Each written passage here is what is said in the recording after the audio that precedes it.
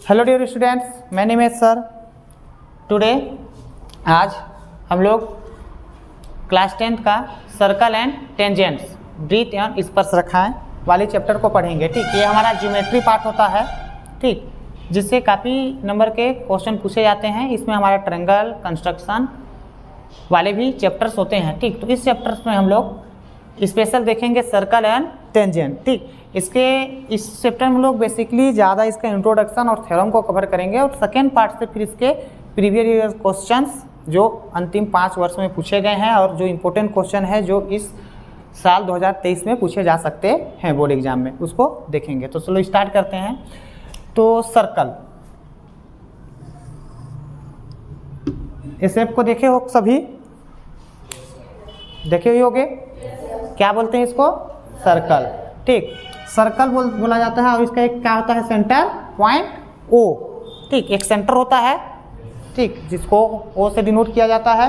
ठीक, अब देखो सर्कल जो किसी प्लेन में, किसी सेम प्लेन में किसी पॉइंट को, जैसे यहाँ भी एक पॉइंट है आपका, यहाँ भी एक पॉइंट है, यहाँ भी पॉइंट है, यदि इसको हम लोग मिलाते हैं तो एक सर्कल ड्रॉ होता है। ठीक, और इसका जो डिस्टेंस होता है किसी एक फिक्स पॉइंट से, ठीक, वो क्या होता है? कांस्टेंट होता है। क्या होता है? कांस्टेंट। कांस्टेंट मतलब नियत रहता है। ठीक, फॉर एग्जांपल यहाँ से यहाँ कितना है? 5, यहाँ से यहाँ कितना होना चाहिए? 5, ये भी कितना? 5, ये भी कितना? 5। तो इस तरह से एक सर्कल ड्रॉ हो जाता है। ठीक, और ये इसको नाम दे दो ए, इसको नाम दे दो ओ बी, ओ सी, ओ डी और ओ ई। ठीक, तो ये O A is equal to O B is equal to O C is equal to O D is equal to O E. ये हमारा क्या कहलाता है? रेडियस। ठीक, इसको हिंदी में क्या बोला जाता है? त्रिज्या। ठीक, तो किसी भी सर्कल का जितना भी रेडियस ड्रॉ करो कहीं पर किसी भी पॉइंट से, रेडियस क्या होता है? सेम होता है। रेडियस कभी चेंज नहीं होता है। ठीक ना? ठीक, तो रेडियस समझ गए। ठीक, ये हमारा ओ एक रेडियस हो गया। ठीक, एक रेडियस इधर और ड्रॉ कर देते हैं, ए बी। तो ए भी हमारा रेडियस और ओ बी भी हमारा रेडियस। यदि मैं दोनों रेडियस को जोड़ दूं, ओ ए प्लस ओ बी, तो क्या बन जाएगा? A B. क्या बन जाएगा? A B. और इस ए बी को क्या बोला जाता है? Diameter of circle. क्या बोलते हैं? Diameter of circle. ठीक, ब्रीथ का व्यास। ठीक, और सर्कल में हमारे कुछ और भी इंपॉर्टेंट टर्म्स होते हैं। ठीक, जैसे सर्कल है, ठीक, टेंजेंट की बात कर लेते हैं थोड़ा। ठीक, टेंजेंट क्या होता है? ठीक, तो टेंजेंट जो होता है हमारा स्पर्श रेखा। ठीक, तो मान लो टेंजेंट से कोई लाइन ऐसे खींचा गया है, तो इस लाइन का कोई मीनिंग है क्या? कोई मतलब है क्या? सर्कल को कहीं पर टच कर रहा है क्या? सर्कल से कोई रिलेशन बना रहा है क्या? नहीं, इस लाइन का कोई मतलब है ही नहीं। बट कोई लाइन में ड्रॉ कर रहा हूँ, ठीक, ए बी, जो सर्कल को पॉइंट पी से टच करते हुए जा रहा है। ठीक, तो इस क्या कहलाता है? हमारा टेंजेंट, स्पर्श रेखा कहलाएगा। ठीक, इस तरह से इधर से भी कोई खींचा जा सकता है, इधर से भी खींचा सकते हैं, इधर से भी हम कोई टेंजेंट ड्रॉ कर सकते हैं। तो एक सर्कल से कितने टेंजेंट ड्रॉ किया जा सकता है? अनगिनत। ठीक, इन्फिनाइट। ठीक, जिधर से चाहो उतना टेंजेंट आप ड्रॉ करते रहो। ठीक, तो इन्फिनाइट, अनगिनत, अनंत, ठीक, टेंजेंट ड्रॉ कर सकते हैं। ठीक, तो ये टेंजेंट होता है। हम मान लो टेंजेंट ऐसा कोई लाइन ड्रॉ किए, ठीक, पी क्यू, जो सर्कल को दो डिस्टिंक्ट पॉइंट पे, कोई दो निश्चित बिंदुओं पे, जैसे ए और बी पे इंटरसेक्ट करते हुए जा रहा है। ठीक, तो इस लाइन को क्या बोलते हैं? यहाँ पर सेकंड। क्या बोला जाता है? सेकंड। क्या बोलते हैं इसको? सेकंड। ठीक, तो आप समझ गए, टेंजेंट सर्कल को स्पर्श करते हुए चला जाता है। ठीक, सेकंड ऐसा लाइन जो सर्कल के सरकमफेरेंस को दो डिस्टिंक्ट पॉइंट पे इंटरसेक्ट करे। ठीक, अब देखो एक टर्म्स आया सरकमफेरेंस। ठीक, सरकमफेरेंस क्या होता है? सर्कल का, ठीक, कलेक्शन ऑफ ऑल लेंथ, मतलब कोई एक सर्कल है तो यहाँ से स्टार्ट करो, यहाँ से इसका पूरा डिस्टेंस को, लेंथ को मेजर कर लो टोटल, तो क्या कहलाता है? सरकमफेरेंस ऑफ, क्या कहते हैं इसको? ठीक, ये होता है 2 पाई r, वेयर पाई की वैल्यू क्या होता है? 22/, ठीक, जिसकी डिवाइड करने पर कितना आता है? 3.14, ठीक। सरकमफेरेंस सर्कल, ठीक, सरकमफेरेंस ऑफ सर्कल जो होता है हमारा पेरीमीटर से भी जान सकते हो। पेरीमीटर तो वर्ड जानते होगे, परिमाप, ठीक। क्या होता है? सम ऑफ ऑल साइड। जैसे आप लोअर क्लासेस में पढ़े हैं रेक्टेंगुलर, इसका पेरीमीटर निकालो तो क्या करते थे? Sum of all side, l plus b, l plus b, तो l plus b plus l plus b, इस तरह से इसका फार्मूला आ जाता था l plus b, sum of all side. तो इसका सरकमफेरेंस का भी, ठीक, यदि हम लेंथ को पूरा ऐड कर दें तो हमारा क्या बन जाएगा? Circumference of circle, perimeter of circle, ठीक। ब्रीथ की परिधि, ठीक, क्या बोलेंगे इसको? कितना होता है? 2 पाई r, ठीक, जहाँ पाई की वैल्यू क्या आता है? 22/7, जिसको डिवाइड करने पर क्या आता है? 3.14, ठीक। तो हमने क्या समझा? सर्कल एक फिक्स पॉइंट से, ठीक, कांस्टेंट डिस्टेंस पे सभी पॉइंट को मिलाने पर सर्कल ड्रॉ होता है, और किसी भी सर्कल का तो सभी रेडियस क्या होते हैं? बराबर होते हैं, ठीक। और दो सर्कल को यदि हम ऐड कर देते हैं, सॉरी, दो रेडियस को, ठीक, ऐड कर दें, इधर का OA को इधर का OB को, तो हमारा क्या बन जाता है? डायमीटर, ठीक। उसके बाद tangent, second, circumference of circle, और सर्कल का एरिया भी जान लो कितना होता है? एरिया ऑफ सर्कल, वृत्त का क्षेत्रफल कितना होता है? पाई r स्क्वायर, क्या होता है? अच्छा, ठीक। यूनिट को भी समझ लेते हैं थोड़ा सा। इसका यूनिट क्या होगा? तो आप लेंथ मेजर किए हो, टोटल लेंथ, तो लेंथ का मेजरमेंट क्या इसमें आता है? सेंटीमीटर में आएगा, मीटर में आएगा, किलोमीटर में आएगा। लंबाई का मात्रक क्या हो सकता है? सेंटीमीटर, मीटर, फुट, यही सब में होता है, किलोमीटर, ठीक। पर यदि एरिया का निकालोगे तो क्या आएगा? स्क्वायर मीटर, स्क्वायर सेंटीमीटर, ठीक। तो इसका यूनिट जो होगा, मात्रक जो होगा, ठीक, एग्जाम में किसी भी जैसे सरफेस एरिया वैल्यू वाले चैप्टर वगैरह में और किसी भी यूनिट लिखना जरूरी होता है कि उसका मात्रक क्या है, ठीक। तो यहाँ पे पेरीमीटर का जो है सरकमफेरेंस ऑफ सर्कल, इसका यूनिट क्या हो सकता है? सेंटीमीटर, मीटर, किलोमीटर, कुछ भी हो सकता है जिसमें मेजरमेंट करेंगे। बट एरिया का यूनिट क्या हो सकता है? स्क्वायर सेंटीमीटर, स्क्वायर मीटर, ठीक। सेंटीमीटर स्क्वायर ऐसे भी लिख सकते हैं, ऐसे भी लिख सकते हैं, कहीं पर कोई दिक्कत नहीं ना? चलो, ठीक। फर्स्टली हम लोग को सबसे जो टर्म्स हैं रिलेटेड सर्कल से वो सब क्लियर रहेंगे, तभी तो हम आगे के क्वेश्चन अच्छे से समझ सकते हैं, क्वेश्चन को और कर सकते हैं, ठीक। एक वर्ड और आता है कोड, जीवा, ठीक। ये क्या होता है? किसी को पता है? नो, चलो, ठीक। ये सेंटर हो गया वो, ठीक। आप एक कोई लाइन ऐसे ड्रॉ करिए AB सर्कल पे, कहीं पर भी, इधर भी कर दीजिए, मे बी इसका नाम हो गया EF, इधर भी कर सकते हैं, तो इसका नाम हो गया शायद PQ। मतलब ये देखो सभी के सब क्या कर रहे हैं? सरकमफेरेंस ऑफ सर्कल पे दो डिस्टिंक्ट पॉइंट पे टच कर रहे हैं, ठीक। तो इसको बोला जाता है कोड ऑफ सर्कल, ठीक। जीवा, ब्रीथ की जीवा, ठीक, क्या कहलाता है? कोड, क्या कहलाएगा? कोड। अब बताओ सबसे लॉन्गेस्ट कोड कितना हो सकता है किसी सर्कल का? अब लॉन्गेस्ट कोड कैसे बनेगा? ये देखो, ऐसा जाएंगे, ये देखो बढ़ते जा रहे हैं ना, कोड की लेंथ बढ़ते जा रही है, लंबाई बढ़ती जा रही है, ये भी बढ़ते जा रही है, ये भी बढ़ते जा रही है, ये देखो। अब एक सेंटर ऑफ सर्कल से ठीक गया, अब इसके बाद जाएंगे तो फिर क्या हो रहा है? डिक्रीज कर रहा है। तो सबसे लंबा कहाँ मिला? ए मिला, मतलब ये हमारा क्या था? यहाँ पर देखो डायमीटर था, मतलब सर्कल का जो डायमीटर होता है वो क्या होता है? सर्कल का सबसे लॉन्गेस्ट कोड क्या होता है? कौन होता है सर्कल का? क्लियर है?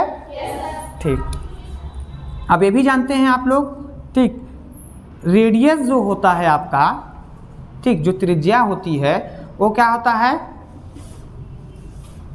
डायमीटर का आधा, हाफ, क्या होता है, हाफ ऑफ डायमीटर, डायमीटर का हाफ। देखो ना, यदि ये डायमीटर को आधा कर दूं तो ये मिलेगा कि नहीं, क्योंकि इधर भी उतने ही डिस्टेंस है जितना इधर है। क्लियर है? ठीक, इसको हम लोग ऐसे भी बोल सकते हैं, diameter is equal to 2 into 2 किधर भेज दें तो 2 इंटू रेडियस। ठीक है, मतलब जो हमारा वृत्त की त्रिज्या जो होती है वो व्यास का आधा होता है, और जो डायमीटर होता है, जो व्यास होता है, वो रेडियस का क्या होता है, डबल होता है, उसकी त्रिज्या का दुगुना होता है। तो ये सारे टर्म क्लियर हैं? ओके, इरेज कर देता हूँ, आगे फिर देखते हैं। ठीक,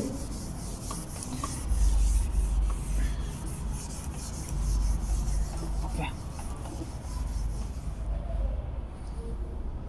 चलो ठीक। अब कुछ आर्क, आर्क जानते हैं, डिवाइडर, आर्क तो काटे ही होंगे कंस्ट्रक्शन का।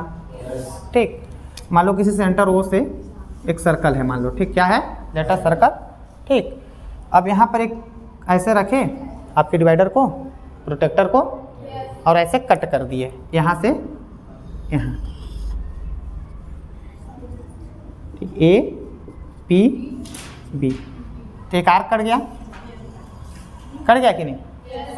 एक आर्क यहीं से इस पॉइंट से ऐसे एक आर्क काटे हैं, दो आर्क हो गया, एक आर्क हो गया हमारा, आर्क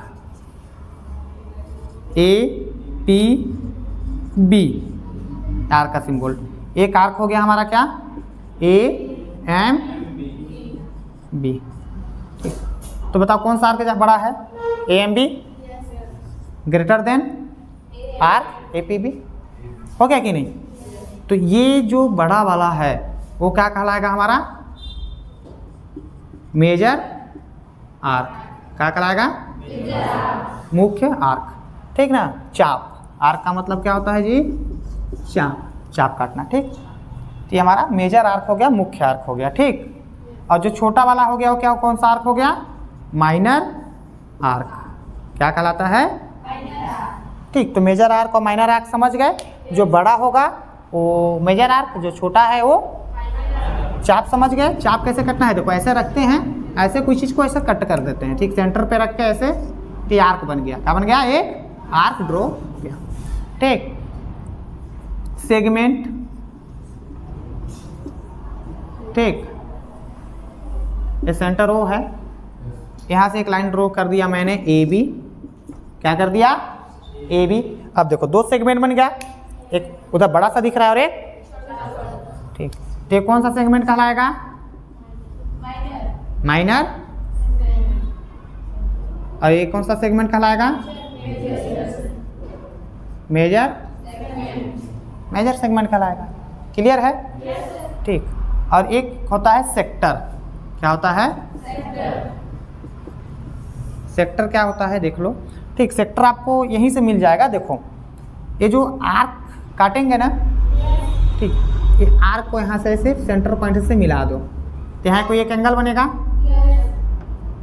ये एक एंगल ये हुआ, और एक एंगल ये भी तो बड़ा सा इधर दिख रहा है, और एक पॉइंट का, एक सर्कल का टोटल कितना होता है एंगल, 360। याद रखना, एक सर्कल का या तो किसी पॉइंट का होल एंगल कितना होता है, 360, और किसी एक ट्रायंगल का इंटीरियर एंगल कितना होता है, का सम कितना होता है, 180। This angle and this angle and this angle, ठीक, तीनों एंगल को आप ऐड कर दोगे तो ये 180 से ज़्यादा नहीं मिलेगा, उससे कम भी नहीं होना चाहिए। ठीक, sum of interior angle of triangle is 180।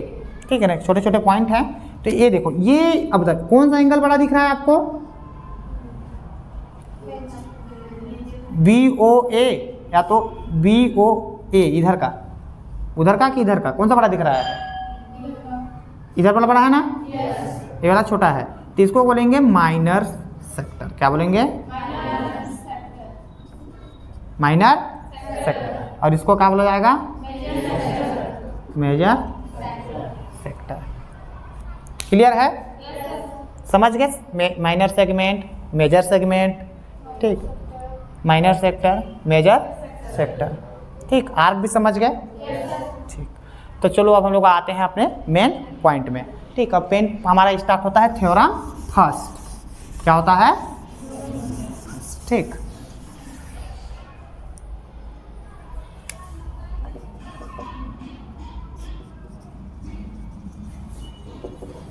Theorem first. Theorem first क्या है? एक बुक दे देना मेरे को, ठीक। ओके, चलिए देखते हैं।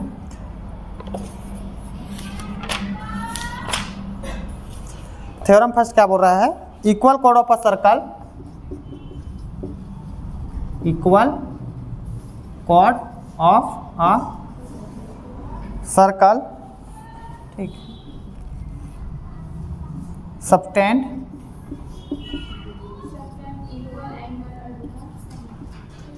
Equal angles at the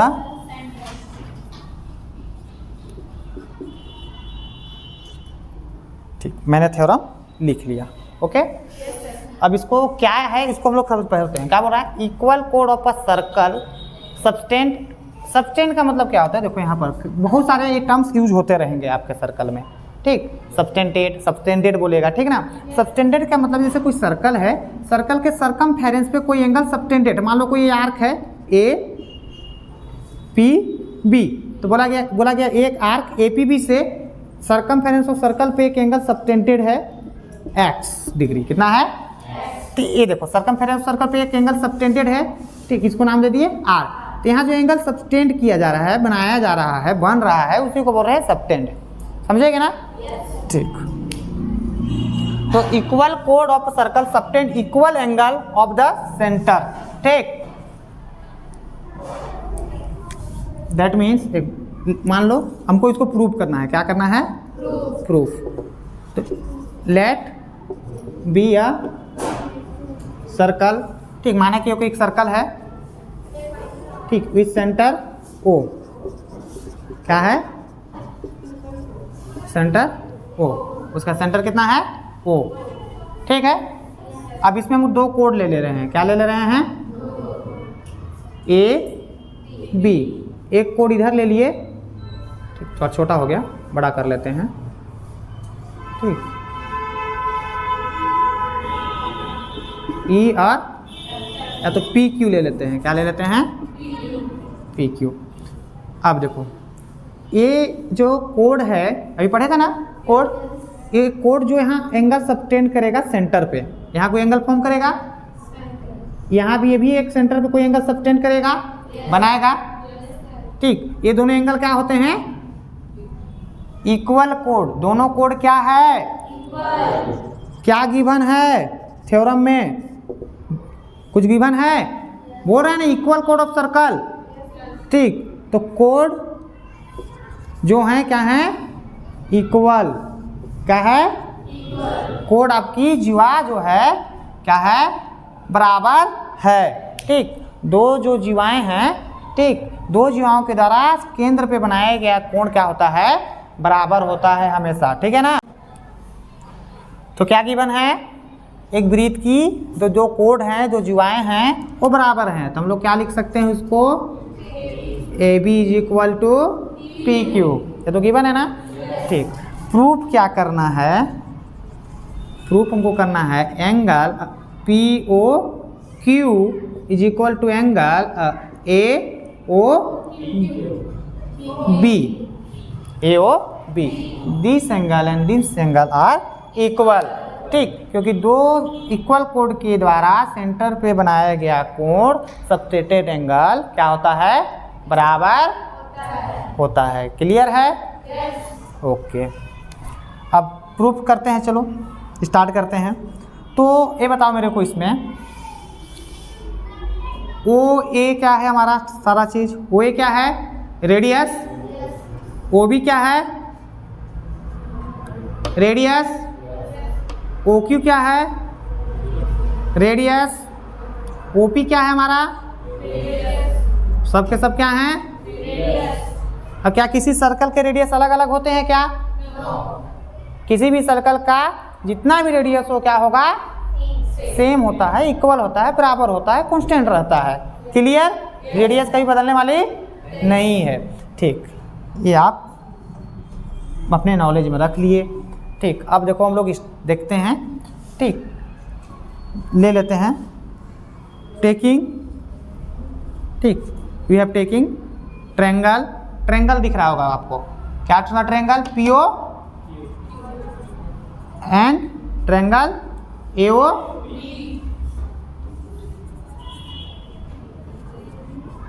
AO B, दो ट्रायंगल दिख रहा है। ठीक, चलो, तो जब लोग ट्रायंगल बराबर दिख रहा है तो चलो इस पर कुछ हम लोग कॉन्ग्रुएंसी लगाने का कोशिश करते हैं। ठीक है ना? तो कॉन्ग्रुएंट लगाते हैं। तो देखो हमारा दो ट्रायंगल है जिसमें ओ ए किसके बराबर है? ओपी के बराबर। ठीक, क्यों? रेडियस क्या होते हैं? सेम होते हैं। क्या होते हैं? सेम होते हैं। ठीक, किसी भी सर्कल के रेडियस क्या होते हैं? Same. O B O Q के बराबर, ये भी रेडियस और ये भी रेडियस, मतलब ये साइड इस ट्रायंगल के इस साइड के बराबर है, ये साइड इस ट्रायंगल के इस साइड के बराबर है कि नहीं? ये भी क्या है? Radius, radii. ठीक, यहाँ लिख सकते हैं रेडाई। सेम सर्कल क्या है? एक ही वृत्त के को क्या है? त्रिज्याएं हैं। ठीक, हो गया? ठीक, और ये मेरे को बताओ, ए बी पी क्यू के बराबर है। कैसे बराबर है? गिवन है, वो तो कोई यह बता दिया ही, जो इसके कोड है वो क्या है? बराबर है। वृत्त की दोनों जीवाएं क्या हैं? बराबर हैं। इक्वल कोड ऑफ सर्कल है कि नहीं? तो अच्छा, ये भी इसके बराबर हो गया। तो क्या यहाँ साइड कॉन्ग्रुएंसी लग गई? दोनों ट्रायंगल के तीनों साइड बराबर हो गए। ठीक, तो triangle P O Q congruent triangle A O B congruent क्या हो गया?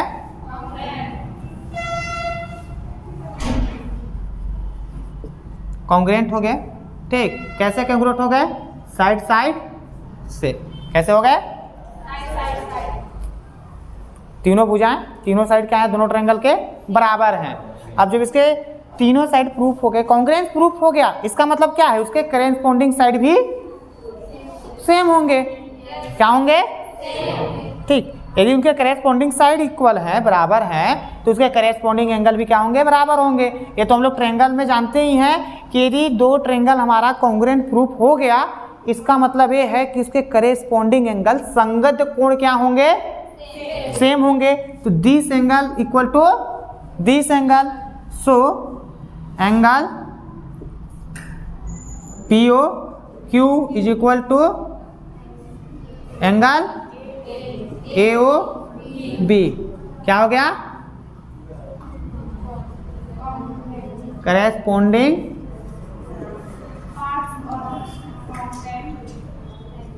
करेस्पॉन्डिंग पार्ट्स ऑफ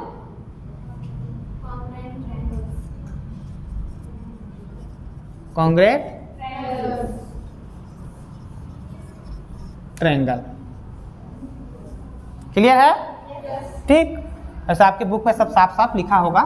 ठीक, आपको चीज़ों को देखने से है, समझने से है, सुनने से मतलब है कि हमको समझ में आ जाना चाहिए। ठीक, आपको तो लिखने के लिए आपके बुक में, गाइड्स में, कहीं से भी आप लिख सकते हैं। ठीक है ना? तो प्रूफ हो गया। ये फर्स्ट थ्योरम था। फर्स्ट थ्योरम क्या बोला था?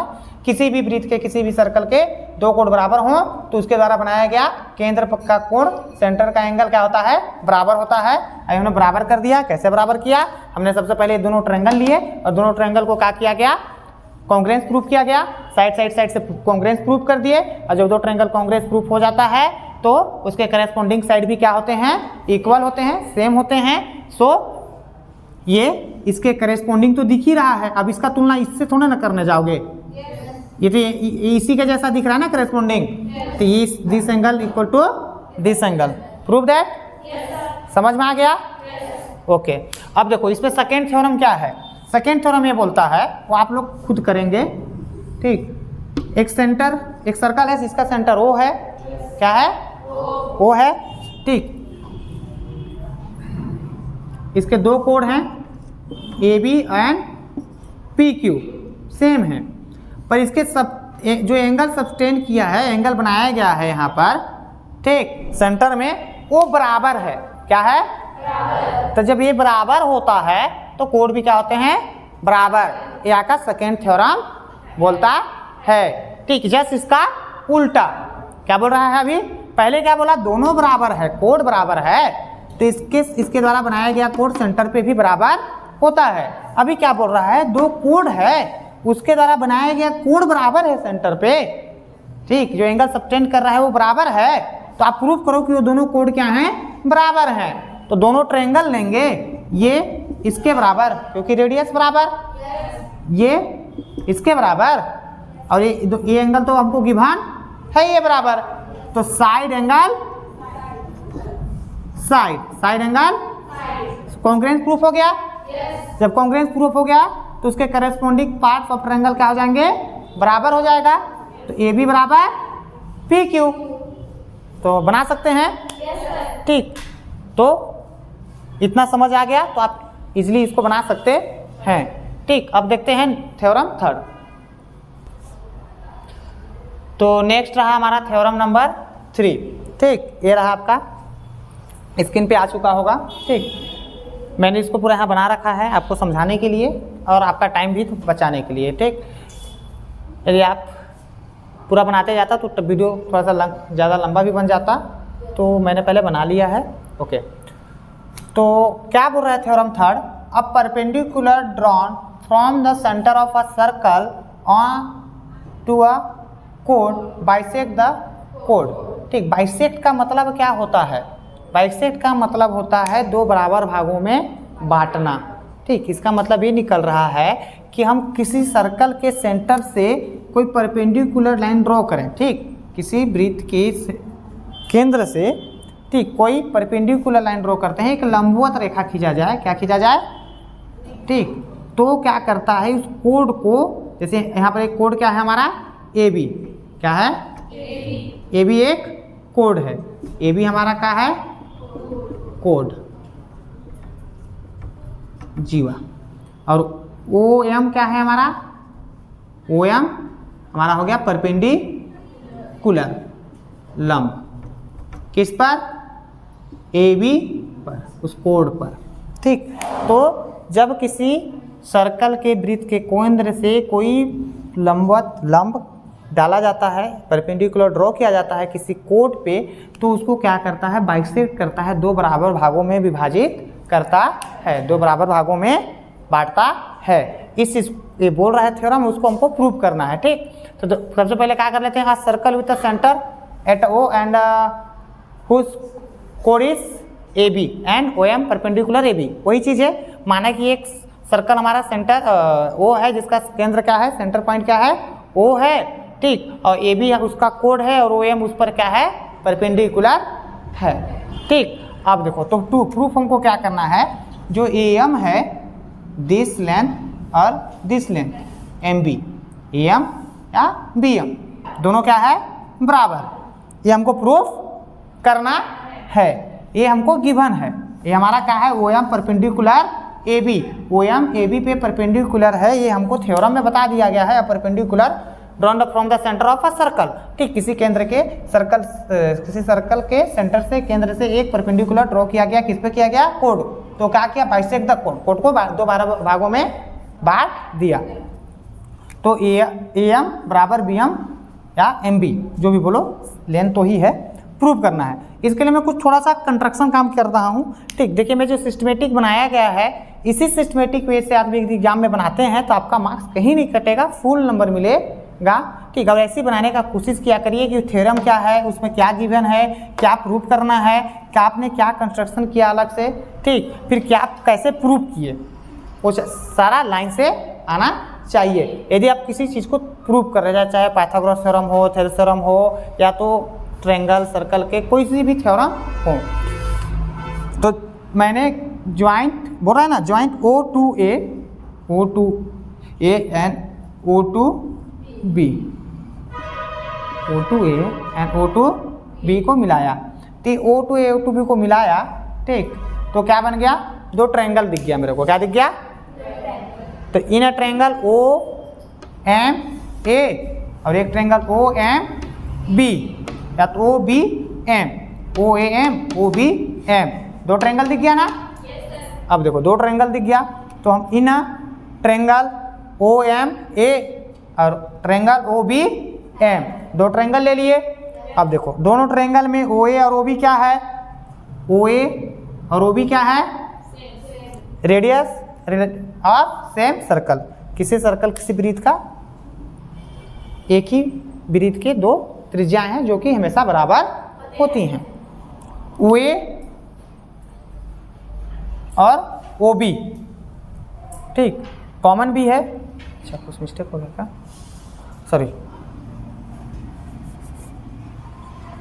OM ठीक, OM इसके लिए भी है और OM उसके लिए भी है, तो क्या है, कॉमन है, क्या है, दोनों ट्रायंगल के लिए क्या है, OM कॉमन है ना, OM इस ट्रायंगल में भी है, OM उस ट्रायंगल में भी है, ठीक।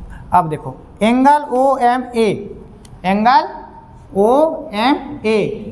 OMB, ईच एंगल क्या है 90 डिग्री, क्योंकि जब कोई लाइन पे कोई परपेंडिकुलर ड्रॉ किया जाता है तो वहाँ 90 डिग्री का एंगल फॉर्म होता है, कितना बनता है, 90 अंश का कोण बनता है, तो ये भी 90 और है भी 90, ठीक। तो देखो दो साइड बराबर हो जा रहे हैं और एक एंगल बराबर हो रहा है, ठीक, तो ये देखो जो, और तो ये हमारा एंगल बराबर हो गया, ईच एंगल 90 डिग्री, ठीक। तो हमने दो ये रेडियस बराबर, OM कॉमन हो गया, वो वेनिस्ट हो गया, और OMA और OMB दिस और this angle are each angle 90 degree, right angle, क्या है, राइट एंगल।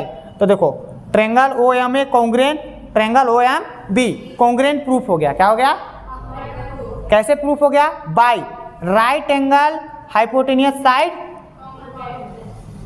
समझ गए, ठीक, right angle hypotenuse side congruence, मतलब किसी राइट एंगल का हाइपोटेनियस साइड भी बराबर, देखो हाइपोटेनियस बराबर है कि नहीं, तो क्या हो जाता है, वो राइट एंगल ट्रायंगल कॉन्ग्रुएंस हो गया। अब जो ट्रायंगल प्रूफ बराबर हो गए, तो क्या उसके करेस्पॉन्डिंग साइड बराबर नहीं होगा, क्या, एक तो AM बराबर BM होगा, 10 AM is equal to BM या MB, ठीक, corresponding parts of congruent circle और सॉरी ट्रायंगल, ठीक, वो ट्रायंगल का क्या है, करेस्पॉन्डिंग पार्ट्स हैं जो कि क्या होंगे, बराबर होंगे, समझ में आ गया, इजी है, ठीक। अब इसी का फोर्थ नंबर क्या होगा, देखो फोर्थ नंबर में क्या बोला जाता है, एक सर्कल है, उस पे एक कोड AB है, क्या है, सेंटर O है, ठीक, इस पर एक लाइन ड्रॉ किया गया, क्या किया गया, तो ये दोनों जो बाइसेक्ट कर रहा है वो दोनों क्या है, बराबर हैं, इसमें बराबर प्रूफ करना था ना, इसमें वो परपेंडिकुलर लाइन ड्रॉ करने पर, एक लंब डालने पर, जैसे OM कोई लंब डाल दिए, कोई परपेंडिकुलर ड्रा